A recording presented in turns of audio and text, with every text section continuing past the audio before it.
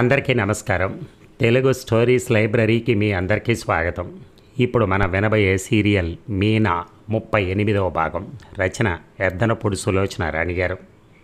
లోపల హాల్లోకి వచ్చాను. తాయారమ్మ అప్పుడే లేచినట్టుంది, తుమ్ముతోంది. ఆవిడ నిద్ర లేవగానే కనీసం అరడజైనా తుమ్ములు హాచ్ హాచ్ అని తుమ్ముతూనే ఉంటుంది. అమ్మ ఎప్పుడైనా అది వింటే ఛీ వెధవ కొంక అని తిడుతుంది. తాయారమ్మ లేచింది. పైకి వెళ్ళే ప్రయత్నం మానుకున్న నేను అక్కడ ఉన్న పెద్ద సోఫాలో కూర్చున్నాను. చెప్పులు వదిలి సోఫా కిందకు తోసేశాను. తర్వాత సోఫాలో గోడ వైపు తిరిగి పడుకున్నాను. నేను ఊహించిందే నిజమైంది. తాయారమ్మ తుమ్ముతూనే హాల్లోకి వచ్చింది. అదేమిటి అమ్మాయి గారా ఇక్కడ పడుకున్నారేమిటి అంటూ నన్ను పలకరించింది. నేను నిద్రపోతున్నట్టు కదలలేదు, మాట్లాడలేదు. బయటికి వెళ్ళిన తాయారమ్మ అరే బాబుగారు వరండాలో నిద్రపోతున్నారే అనుకుంటూ లోపలికి రావటం వినిపించింది. 10 నిమిషాల తర్వాత నాకు గాఢమైన నిద్ర పట్టేసింది.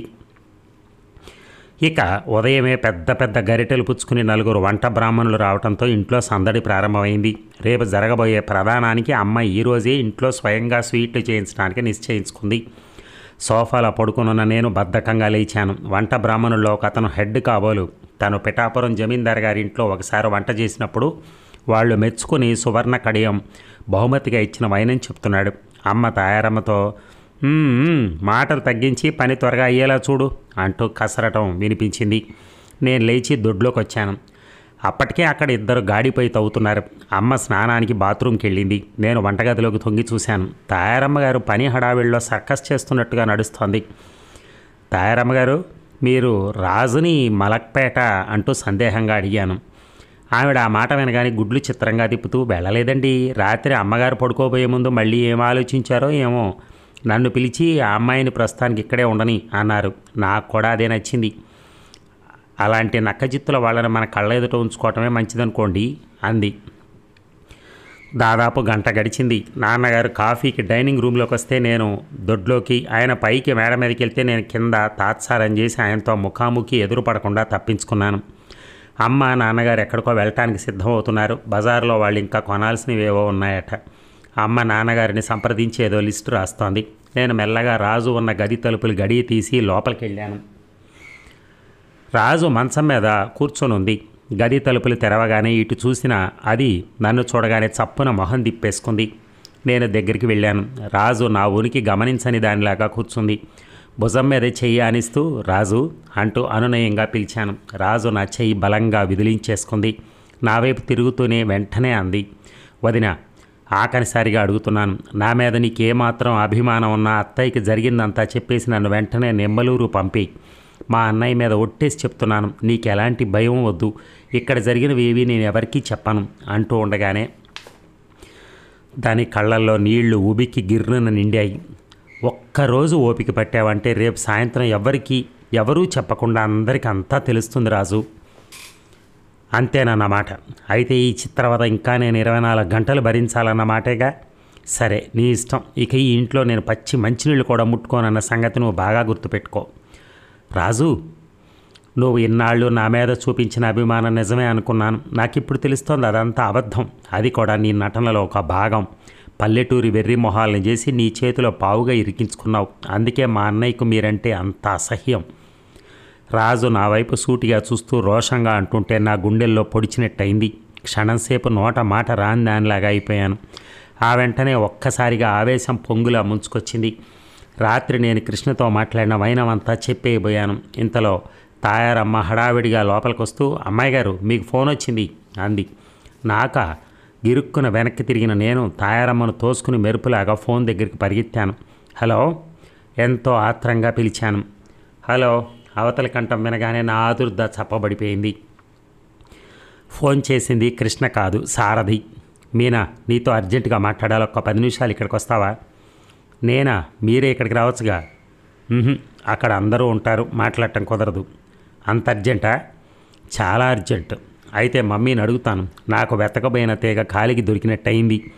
నేను ఎలాగో అతని దగ్గరికి వెళ్ళాలని అనుకుంటున్నాను.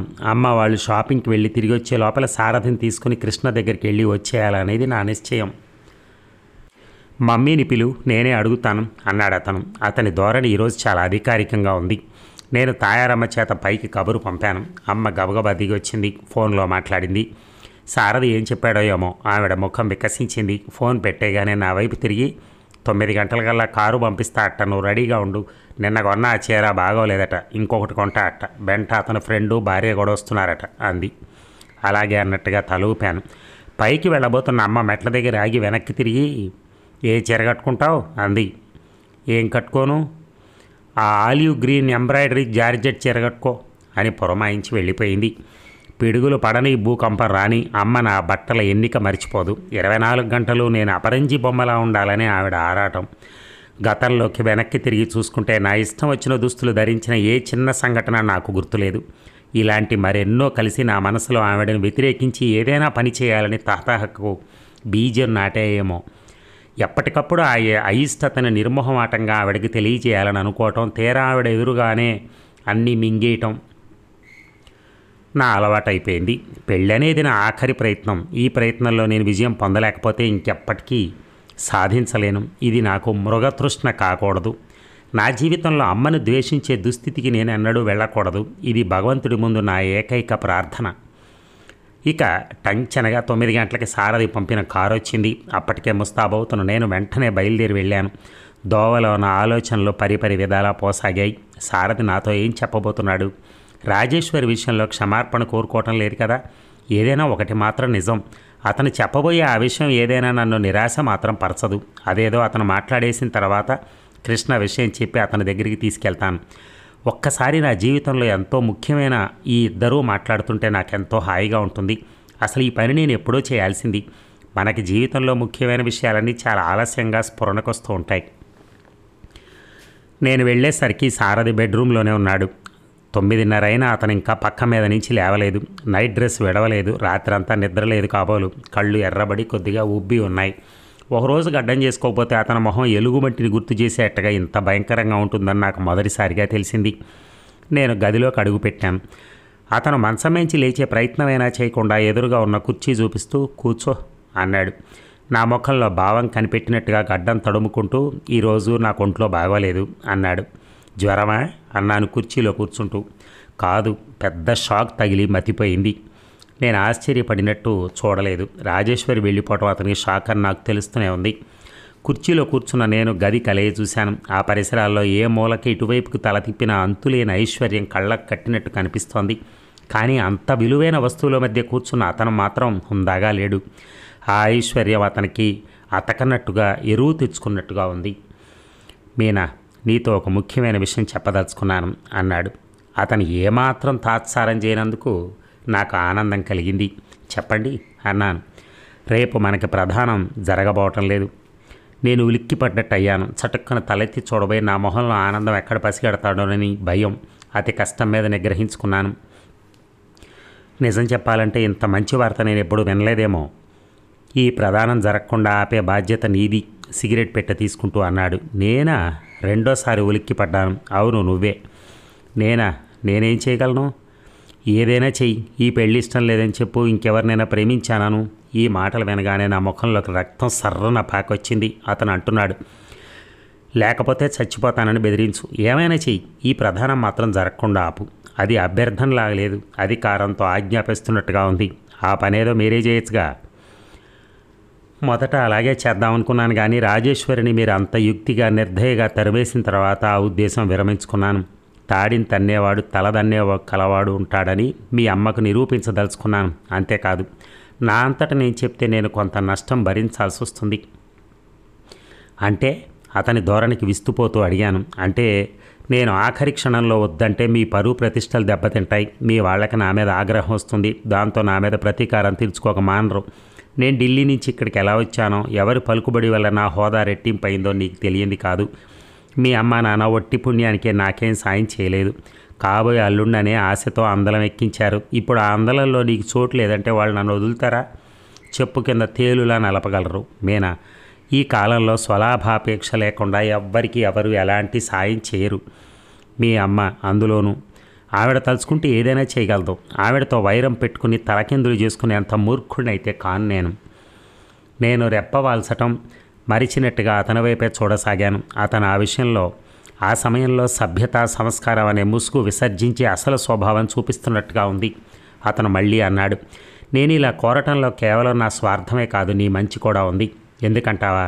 పీటల వరకు వచ్చిన పెళ్ళి ఆగిపోతే మగవాడినైనా నాకంటే ఆడపిల్లనైనా నీకే కష్టం ఎక్కువ. నీకు మరో సంబంధం రావటం కష్టం.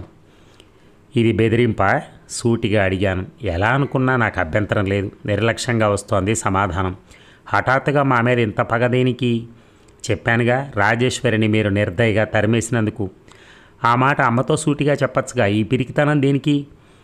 నేనెందుకు మిమ్మల్ని వదలాలి? నన్నేం చేయలేని మీరు నోరు లేని రాజేశ్వరి మీద మీ ప్రతాపం అంతా చూపించలేదా? ఏ ఉచ్చుతో నన్ను మీరు బంధించాలనుకున్నారో ఆ ఉచ్చునే మీకు తగిలిస్తాను. నేను లేచి నిలబడ్డాను. సారథిలో మేకవన్నె పులిలా దాగి ఉన్న ఈ తెగింపులకు ఆశ్చర్యపోయాను. పాచికలు విసరటంలో ఇతను అమ్మను మించిన వాళ్ళ ఉన్నాడు. ఇంతకంటే రాజేశ్వరి మీద అనురాగం బయటపెట్టి నన్ను సాయం చేయమని కోరుంటే నేను ఎంతో సంతోషించి ఉండేదాన్ని.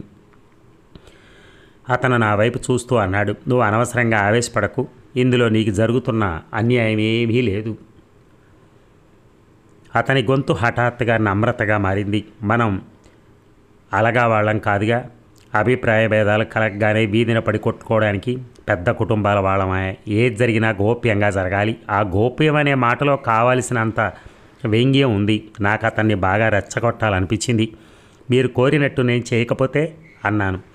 నేను భయపడాల్సి వస్తుంది. నేను బయట పడటం అంటూ వస్తే మీ అమ్మ నాన్న జన్మలో ఇక వీధి మొహం చూసే ప్రాప్తం ఉండదు. అంటే మీ ఉద్దేశం? నువ్వు మర్యాదగా చెప్తే సరి, లేకపోతే ఆఖరి క్షణంలో నిన్ను నేను తిరస్కరిస్తాను.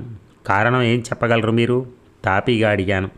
ఏదైనా చెప్పగలను. నీ ప్రవర్తన మంచిది కాదని తెలిసింది అంటాను. నిన్న బాంబే బజార్లో కలిసిన నీ చిన్ననాటి స్నేహితుడికి నీకు సంబంధం ఉందంటాను.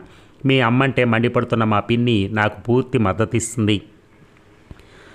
నా పళ్ళు కటకటలాడాయి. ఆవేశంతో నా గుండెలు ఉవ్వెత్తున లేచి పడసాగాయి. Pool, idiot. ఇతన్ని చెంప పగలగొట్టాలనిపించింది. కానీ ఎలాగో నిగ్రహించుకున్నాను.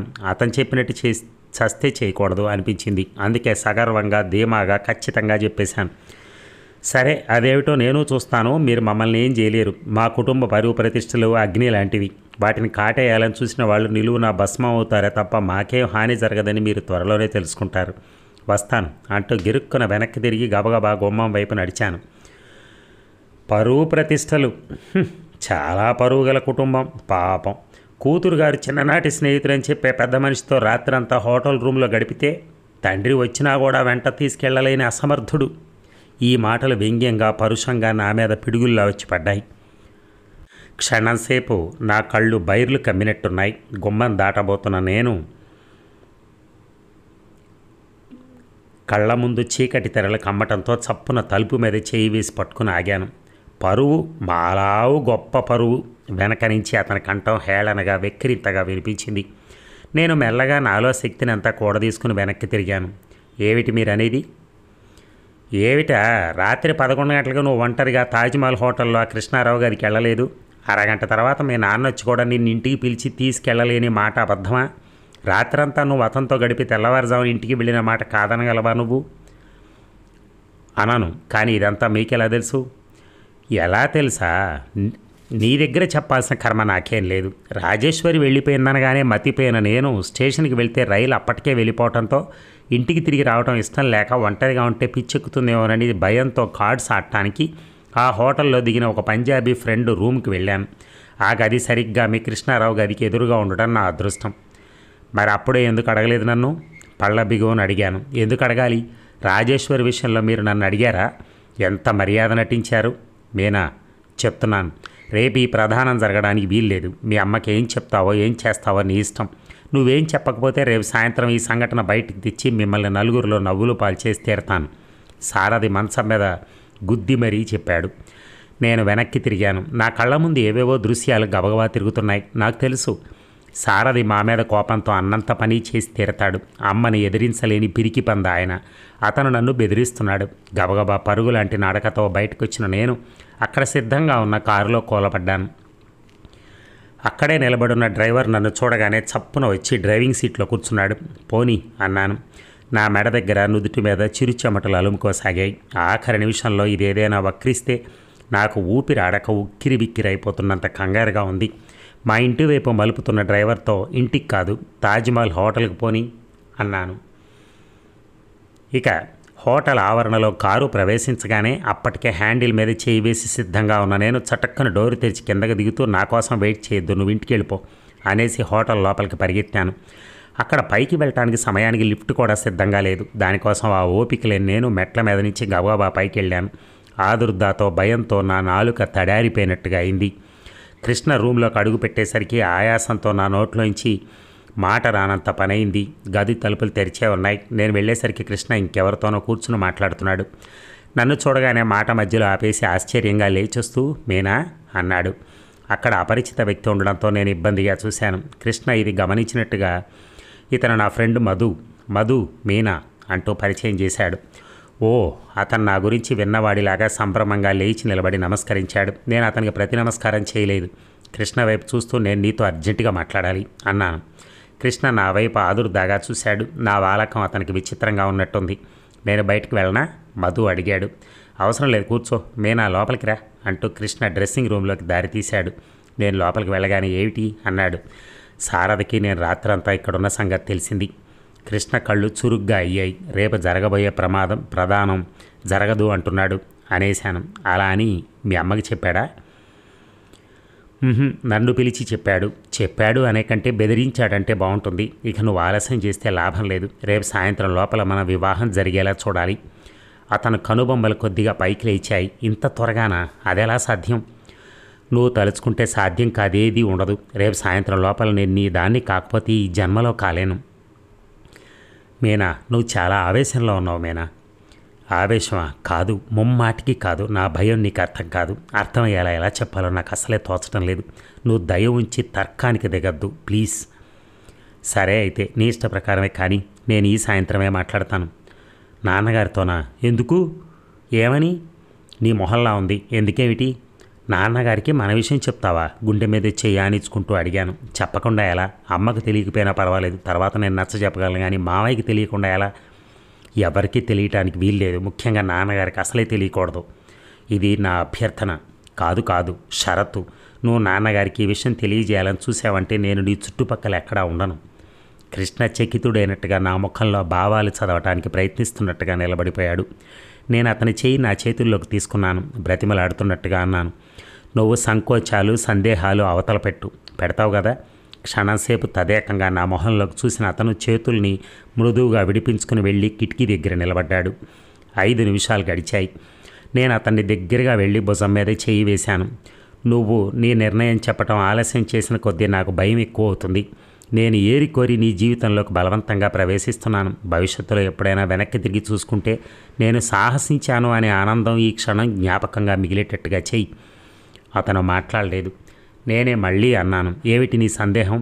మనం మాట్లాడుకోవాల్సినవన్నీ రాత్రి ముగిశాయని నేను అనుకుంటున్నాను. నా నమ్మకం వమ్ము చేయుగా. కృష్ణ అప్పటికీ జవాబు చెప్పలేదు. నాకు రోషం వచ్చేసింది. జవాబు చెప్పు, మాట్లాడమే. కోరి వచ్చిన ఆడపిల్ల చులకన అనే సామెత నా పట్ల నిజం చేయకు. ఇవన్నీ మనసు విప్పి చెప్పానని నన్ను సిగ్గులేని దానిలా భావించట్లేదుగా నువ్వు. కృష్ణ చివ్వున నా వైపు తిరిగాడు. అతని ముఖం ఉత్తేజంగా ఉంది. నా 2 చేతులు తన గుప్పెట్లోకి తీసుకున్నాడు. మీనా, నువ్వు కనిపించినప్పుడల్లా నన్ను సుడిగాలిలా ఉక్కిరి బిక్కిరి చేస్తూనే ఉన్నావు. జీవితంలో సవాలు ఎదుర్కోవటం అంటే నాకు ఇష్టమే, కానీ ఇంత పెద్ద సవాలుగా నువ్వు నా జీవితంలోకి వస్తావని నేను కల్లో కూడా అనుకోలేదు. భయపడుతున్నావా? నిజంగానే భయపడుతున్నాను. భవిష్యత్తులో ఎప్పుడైనా నువ్వు తొందరపడి ఈ నిర్ణయం తీసుకున్నావనే రోజు వస్తే ఆ క్షణంలో నేను జీవన్మృతుణ్ణి అయినట్టే. నువ్వు అలా అనుకునే క్షణం రాదు. ఏ వాగ్దానం చేయమంటే అది చేస్తాను. అతను మాట్లాడలేదు. నేను ఆశించినట్టు ఏ వాగ్దానమూ కోరలేదు. క్షణం ఆగిన తర్వాత సరే నీ ఇష్ట ప్రకారమే కానీ అన్నాడు. నిజంగానేనా? నిజంగానే. మనస్ఫూర్తిగా అంటున్నావా? మనస్ఫూర్తిగానే అంటున్నాను. మన మధ్య సాక్షిగా ఇంకెవరైనా ఉంటే బాగుంటుందేమో. సాక్ష్య? నా మాటలకు మించిన సాక్ష్యం ఇంకేం కావాలి? నా తృప్తి కోసం నువ్వు మరోలా అనుకోకు. మీ ఫ్రెండ్కి చెప్పేయకూడదు. ఇప్పుడేగా ఎవరికి చెప్పొద్దని షరతు పెట్టావు. పట్టుపడ్డట్టుగా చూశాను. అంటే నీ ఉద్దేశం? నాకు అర్థమైందిలే. కృష్ణ నా ముక్కు పట్టి ఊపాడు. తర్వాత సరే రా అంటూ చేయి పట్టి ఇవతలికి లాక్కొచ్చాడు. మధు అంటూ ఆగిపోయాడు. కారణం అప్పటికే మధు గది గుమ్మానికి అభిముఖంగా నిలబడున్నాడు. క్షమించాలి, మీరు మెల్లగా మాట్లాడటంలా నాకు అంతా వినిపించింది అన్నాడు. రక్షించావు, నాకు సగం బాధ తప్పింది మధు. మీనా నేను రేపు వివాహం చేసుకోవడానికి మాట ఖరారైంది, దానికి నువ్వు సాక్షివి అన్న కృష్ణ నా వైపు చాలా అన్నట్టు చూశాడు. శుభం, కంగ్రాచ్యులేషన్స్. కానీ పెళ్ళెక్కడా? అదే ఇంకా నిర్ణయం కాలేదు. రేపు ఆదివారం, రిజిస్ట్రార్ ఆఫీస్ ఉండదు. నేను నిరాశగా ముఖం పెట్టాను. ఇది గమనించిన మధు వెంటనే అన్నాడు, రిజిస్ట్రార్ ఆఫీస్ లేకపోతే పెళ్లికి మార్గాలే లేవా? ఇక్కడికి 10 మైళ్ళ దూరంలో శాలమ్మ గుడి ఒకటి ఉంది. అక్కడ జరిగిన వివాహాలు శుభమయమని ప్రతీతి. మీరు అక్కడికి వెళ్ళదలుచుకుంటే నా కారు ఇస్తాను. కృష్ణ నా వైపు చూశాడు. నేను అంగీకారం తెలిపాను. కొద్దిసేపు అయిన తర్వాత రేపు గుడిలో శాస్త్రోక్తంగా వివాహం జరగడానికి అన్ని ఏర్పాట్లు చేసే బాధ్యత మధు స్వీకరించాడు. కృష్ణ అతను మంచి స్నేహితులని ఆ కొద్దిసేపట్లోనే నేను గ్రహించాను.